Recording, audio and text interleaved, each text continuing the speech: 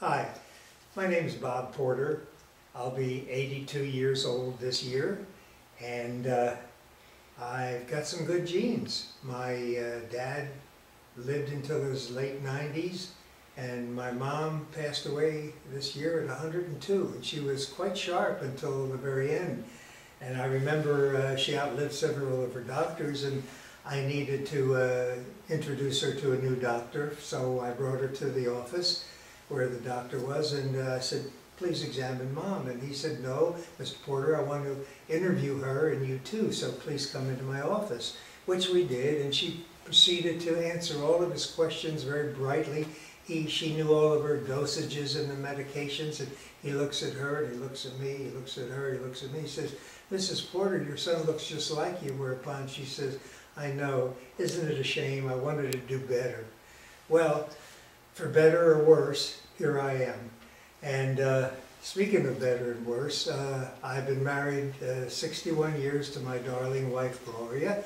And this June, we celebrated our 61st wedding anniversary.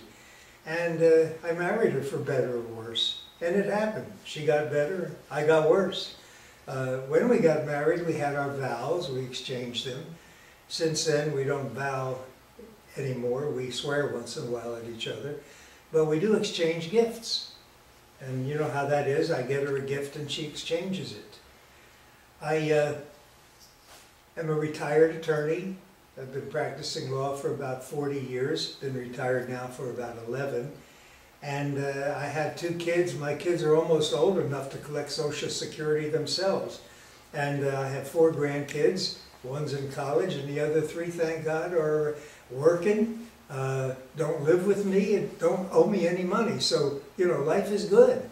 As far as having practiced law, I did a little estate planning, and I remember you'd have to approach people's twilight years, depending on the psychology of it, different ways.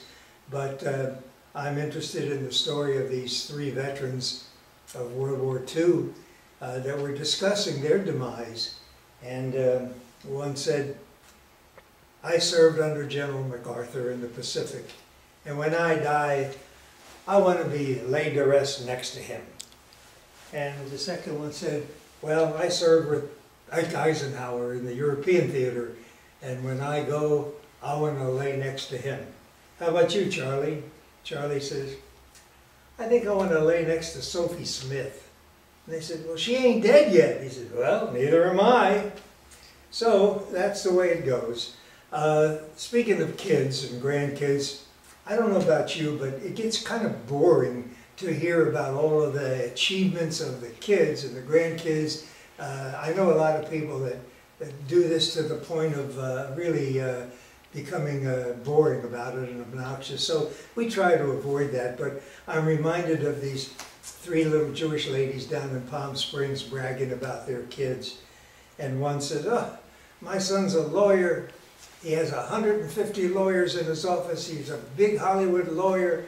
He works there and he has a jet. He flies all over. I bet he makes $1 million a year."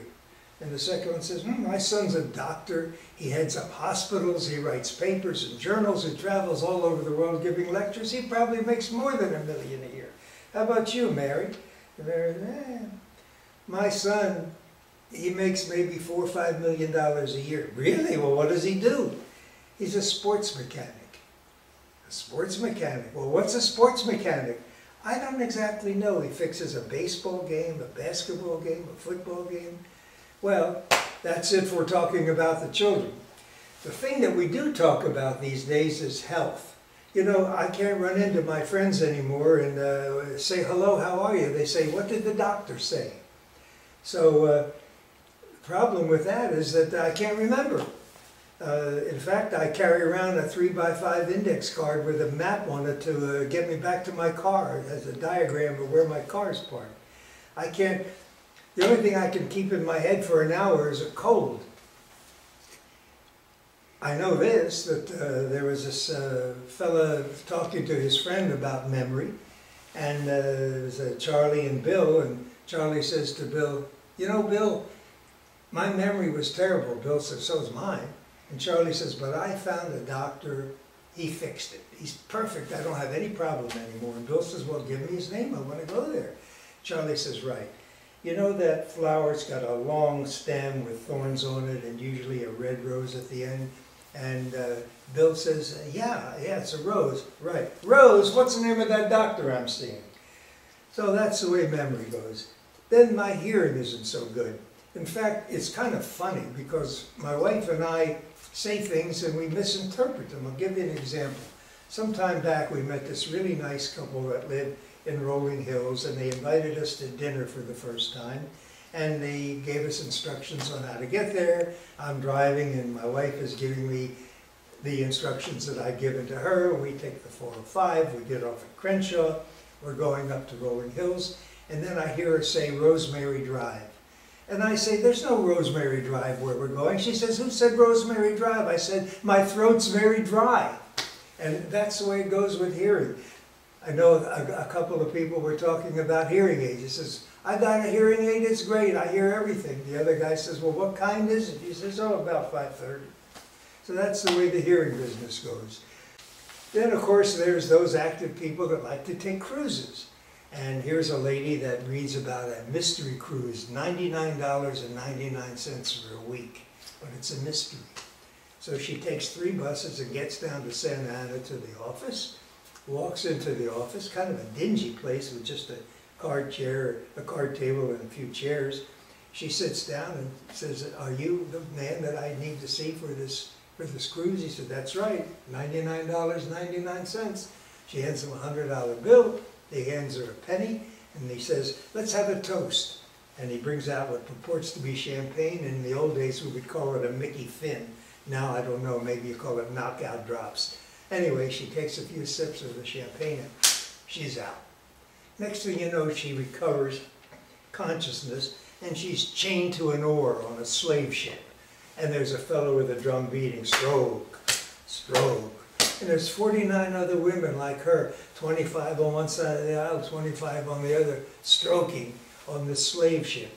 Finally, she comes to, and it's about noon, it's about lunchtime, and they walk down the aisle and give her a boiled potato and a piece of herring. So she's hungry, and so she eats the potato, and she eats the herring, and she turns to her companion rower, and she says, what do you think of this? And the woman says, last year the food was even worse.